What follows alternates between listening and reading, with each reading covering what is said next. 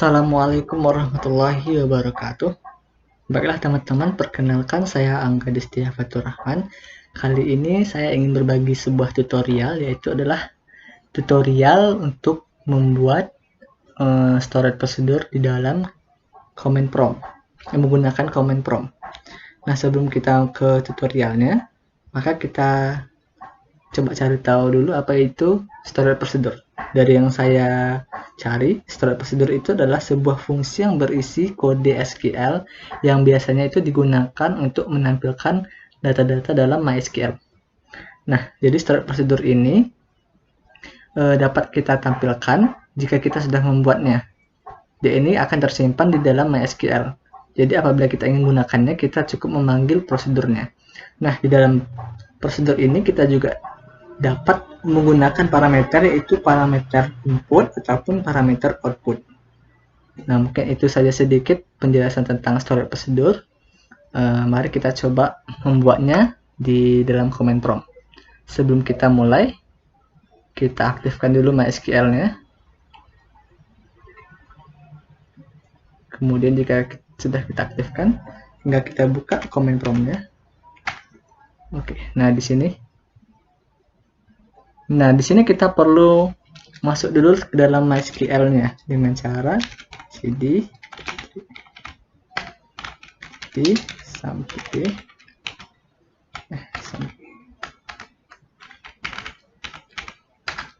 MySQL bin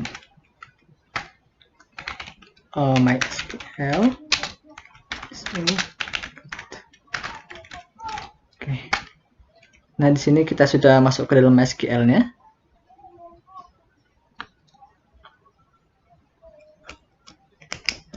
Nah, setelah kita masuk, kita perlu untuk membuat sebuah database karena kita di sini belum masuk ke dalam database-nya. Kita buat create database sekolah misalnya. Nah, query oke. Setelah itu kita perlu menggunakannya use database sekolah.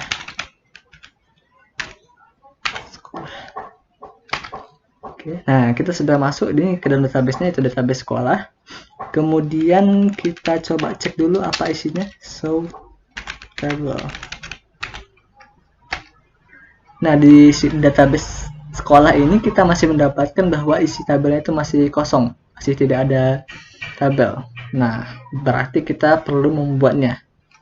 Nah, cara membuatnya itu adalah create tabel siswa, nama tabelnya tabel siswa.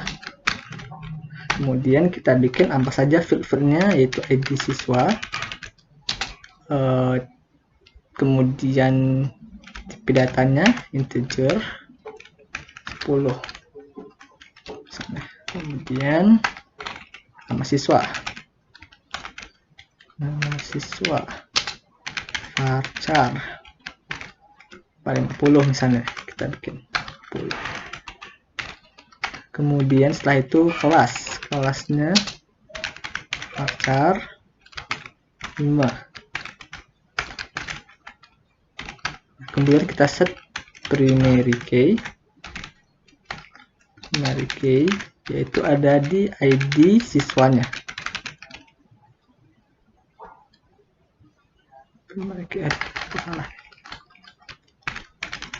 ID siswa. Oke. Nah, di sini kita terdapat error, yaitu di primary key ID siswanya berbeda. Oke, nah di sini di command prompt ini kita mudahnya itu kita dapat menggeser atas atau bawah untuk memudahkan kita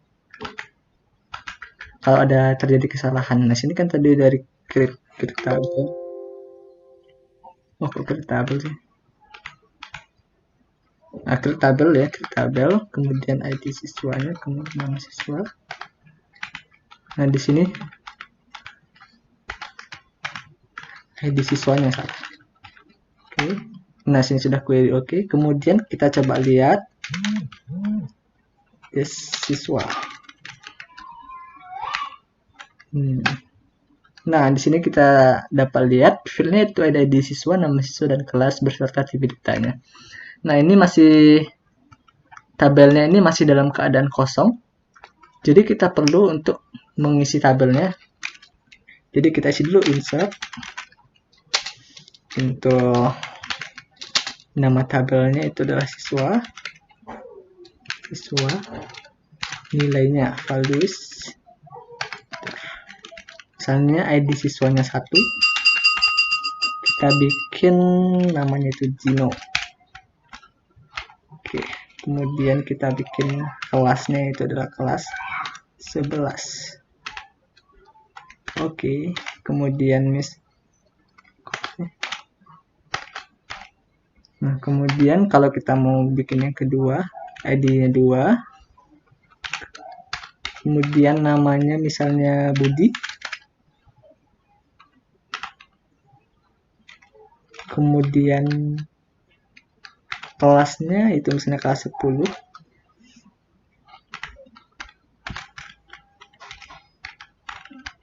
Nah, yang ketiga kemudian misalnya kita tulis namanya itu adalah Ahmad.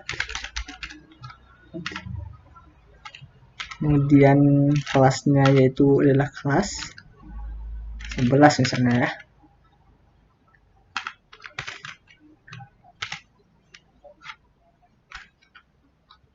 Nah, kemudian misalnya ID-nya 4.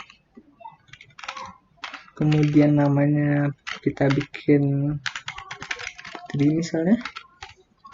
Kemudian kelasnya misalnya kita bikin kelas 12. Oke. Kemudian misalnya ID 5.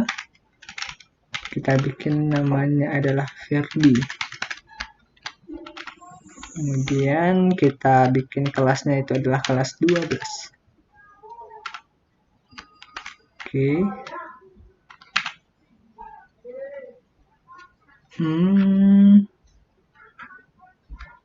Oke, dah betul kayaknya. Nah, di sini kita dapat query oke. Nah, jadi kita sudah mengisi tabel dari siswanya. Coba kita lihat dulu. Select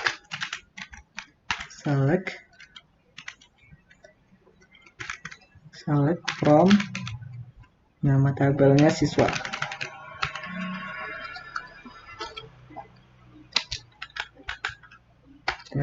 Nah, jadi di dalam tabelnya itu kita sudah mendapatkan data-datanya, itu ada ID siswa 1 Dino, ID siswa 2 Budi bersama kelas-kelasnya.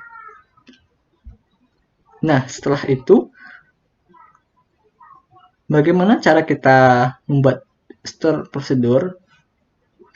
Yang pertama kita ubah dulu delimiternya.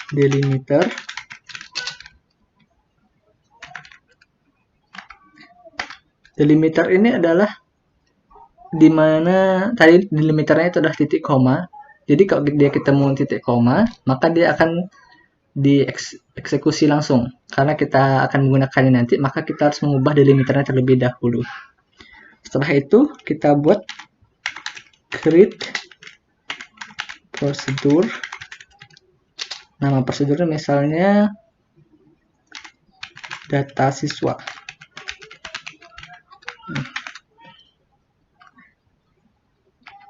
Nah, kemudian kita bikin. Nah, kemudian di sini kita ingin menampilkan apa saja. Misalkan tadi di tabel siswa, misalnya select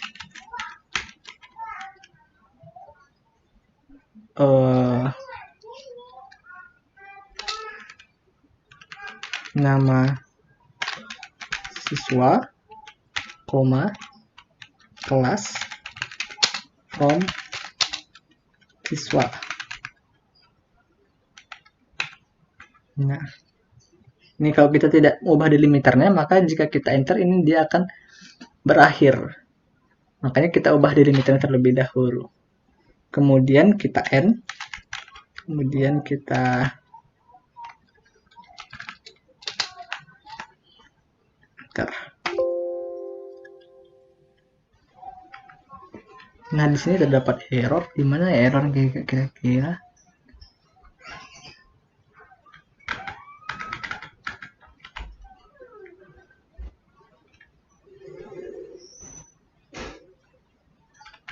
coba kita ubah ininya.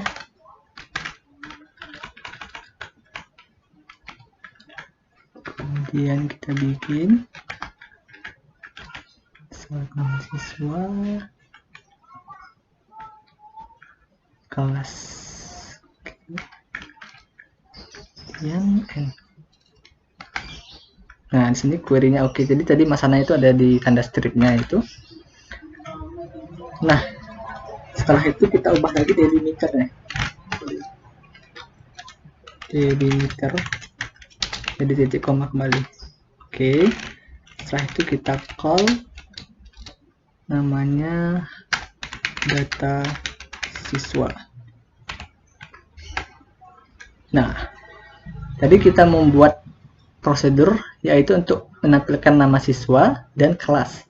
Nah, jadi dia ini jika kita memanggil prosedur data siswa, maka dia akan menampilkan sesuai yang kita tampilkan di sini tadi, nama siswa dan juga kelasnya. Lalu, apakah bedanya dengan menampilkan biasa? Dalam prosedur ini kan kita tadi dibilang dapat menggunakan parameter. Nah, kita coba membuat yang dengan parameternya. Kita ubah lagi delimiter,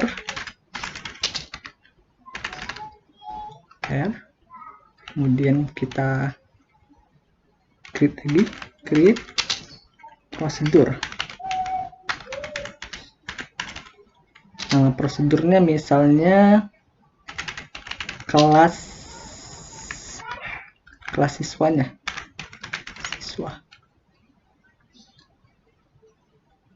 Nah di sini dalam parameter ini kita bikin parameternya in, namanya misalnya input ID, tipe datanya integer 10. Oke. Kemudian kita bikin, kemudian kita select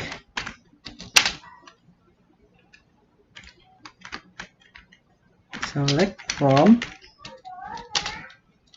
siswa where ID siswa sama dengan input ID. Nah, kita di sini menampilkan siswa di mana ID siswanya itu adalah sesuai dengan parameter yang kita inputkan nanti. Kemudian kita N.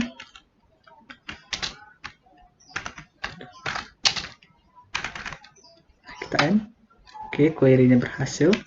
Kemudian kita ubah dulu delimiternya jadi titik koma lagi. Oke, sudah berhasil. Nah, kemudian kita panggil lagi prosedurnya call, namanya tadi kelas siswa dengan di sini kita masukkan parameternya, misalnya kita masukkan tipenya integer, berarti misalnya contohnya 2, ID siswanya sama dengan 2, enter.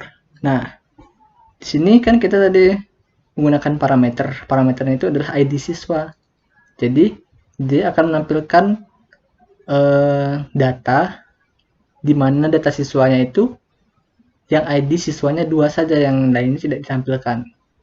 Nah, bagaimana kita coba lagi dengan misalnya ID siswa lain. Kalau prosedurnya kelas siswa. Misalnya kita bikin ID-nya 5. Nah, maka dia akan menampilkan data yang ID siswanya 5 saja. Nah, ini gunanya storage prosedur. Dia bisa menampilkan data sesuai dengan parameter input yang kita berikan. Nah, mungkin itu saja storage prosedur yang dapat saya sampaikan. Semoga bermanfaat bagi kita semua. Terima kasih sudah menonton. Saya akhiri dengan Assalamualaikum warahmatullahi wabarakatuh.